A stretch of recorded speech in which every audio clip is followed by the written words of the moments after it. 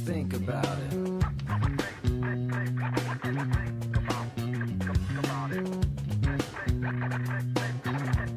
Just think about it. You'll get it.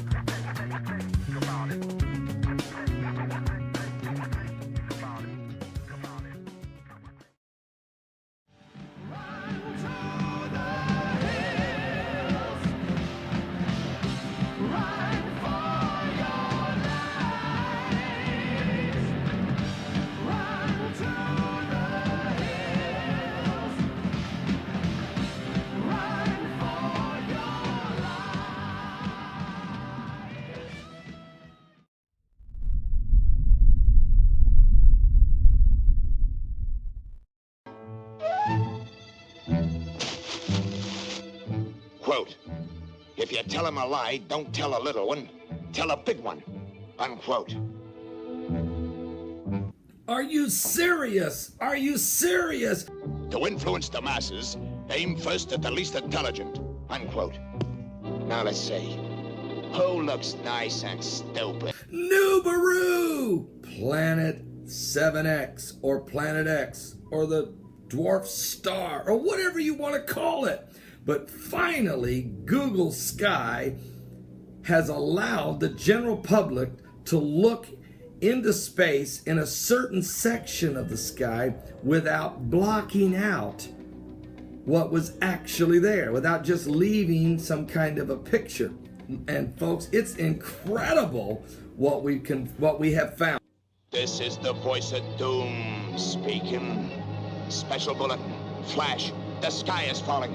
A piece of it just hit you on the head. Now be calm. Don't get panicky. Run for your life!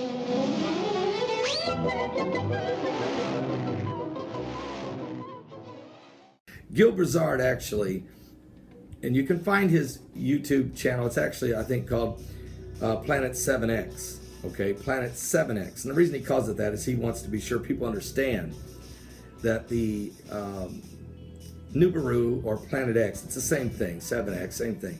What he's saying is, though, he has went and studied the actual historical data in China, parts of Europe, the Jewish data, and when people actually saw things and recorded it, and then he overlaid it with the Bible, and it each time that this Planet X or whatever this sign, whatever this was happening in the sky, it matched the time of the biblical events, whether it be the sign in the sky during the days of Jonah and Nineveh, or whether it be the brimstone that fell on the enemies fighting Joshua, or whether it was the sundial going back 10 degrees during the days of Hezekiah.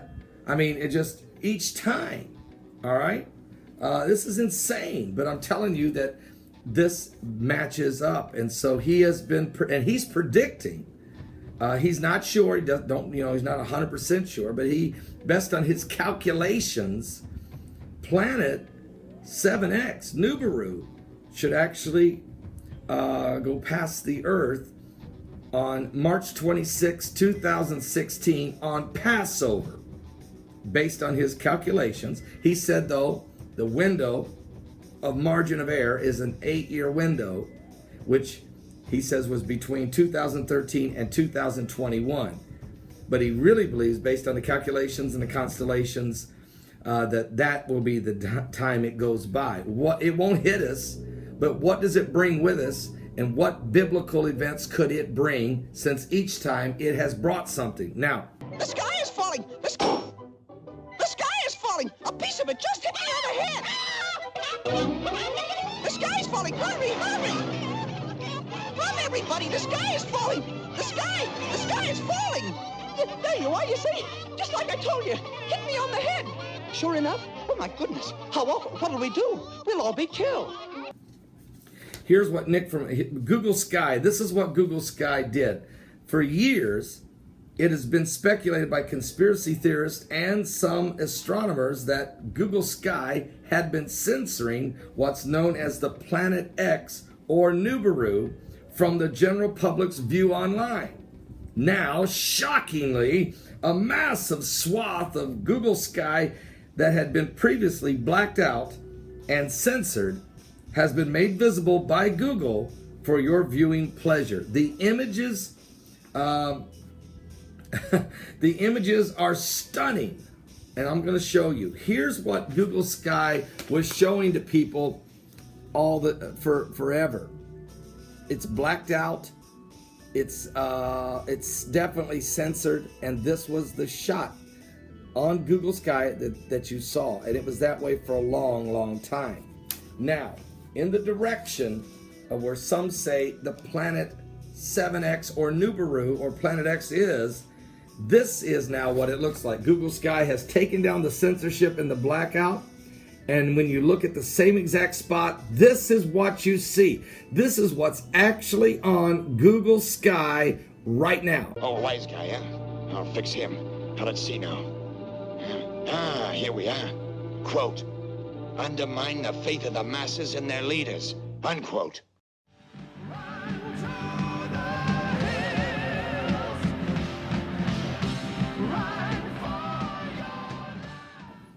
That's a whole lot different than this. Same exact area in space. We go from that to this.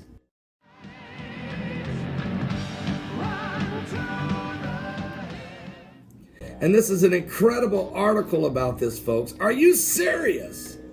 Are you serious? Is Nibiru really coming?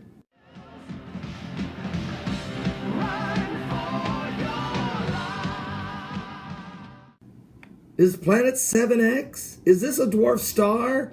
It's not going to hit the Earth, but what in the world does it bring with it as it goes by? And is it? But even is it? I mean, I don't know. You're looking at are you serious? I'm just preaching about the end times and the coming apocalypse. I don't know.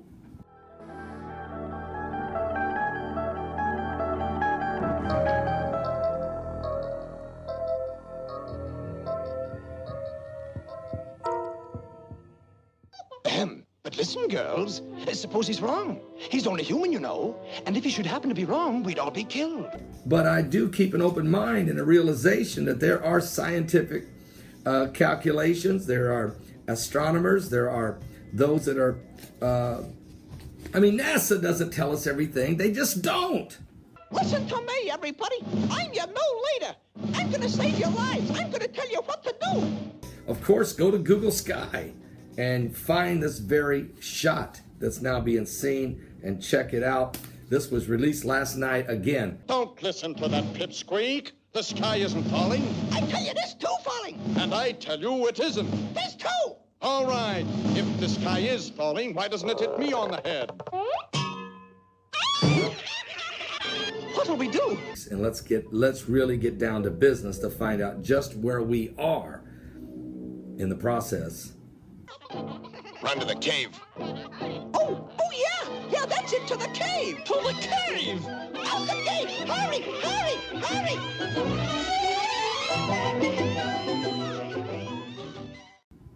Of Nibiru, Planet 7X. Are you serious? Now, here's another question. Are you saved?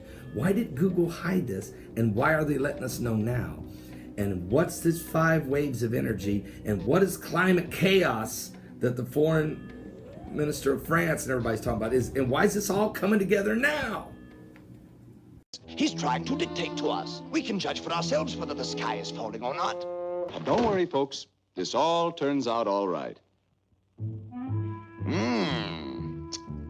There is an asteroid discovered in December 2004 called Apophis, named for the Egyptian god of death and darkness.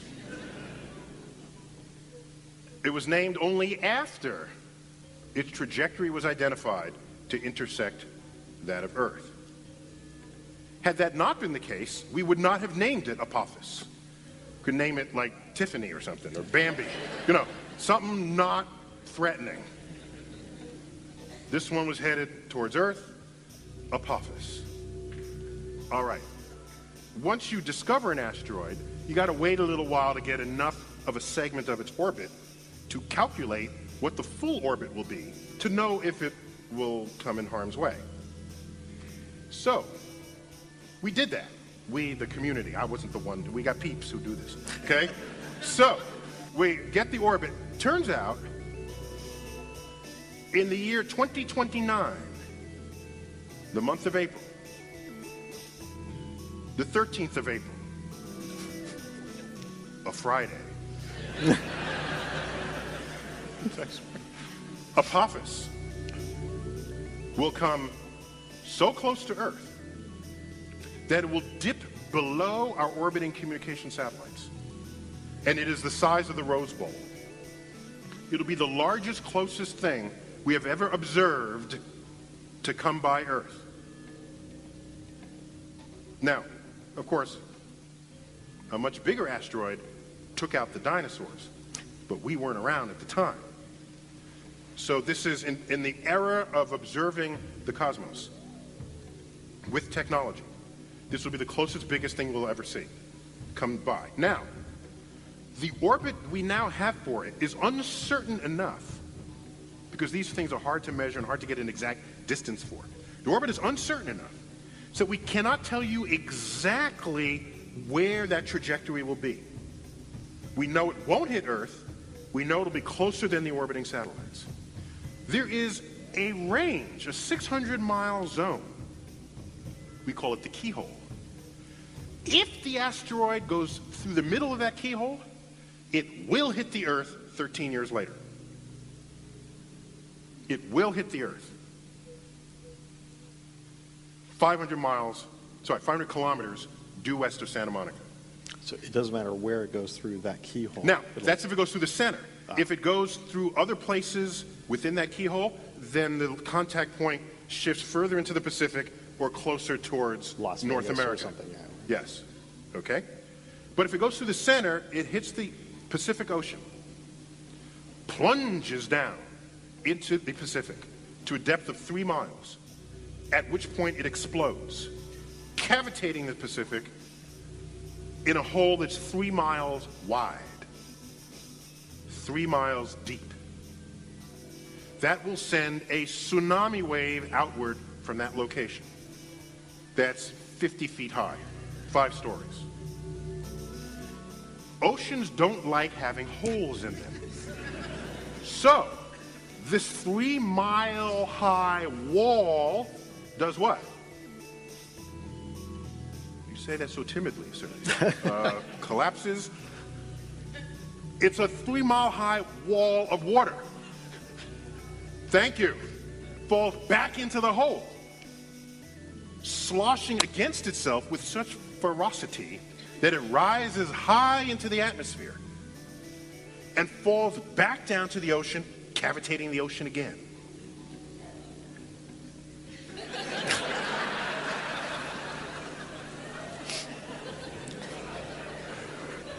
So now you make a cavity a second time. This cycle takes about 50 seconds. You can calculate it, okay? So here comes the first tsunami, and 50 seconds later comes another tsunami. So there you are on the beaches of Malibu. Tsunami comes in. Now, unlike the tsunami in Indonesia, which was one wave that went deep into the shore, this first wave needs a supply of water to exist, so that the next wave actually sucks back on it to create itself. So, this tsunami will only go in about 1/4 mile.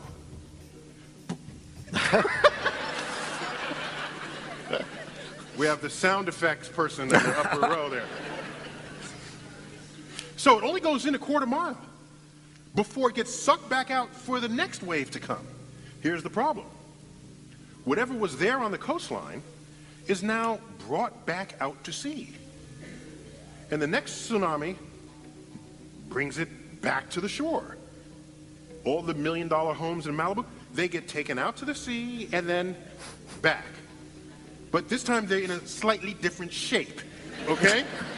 And so what happens is all the artificial stuff, all the houses, the factories, they get churned into this ablative force that sandblasts the entire west coast of North America clean. So have a nice day for that. But this begs so I'm sorry, I said 13 years after 2020. I misspoke. It's April 13th, 2029, and if it threads the keel, it will hit Earth April 13th, 2036. So it's a 7 year. Hey, wait a minute. This isn't right. That's not the way it ends in my book. Oh, yeah? Don't believe everything you read, brother.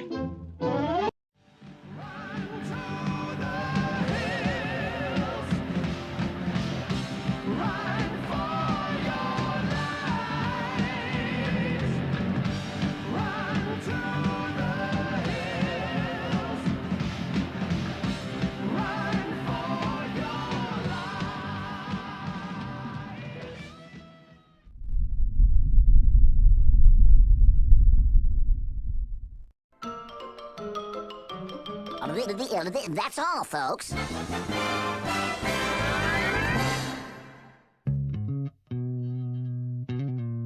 Just think about it.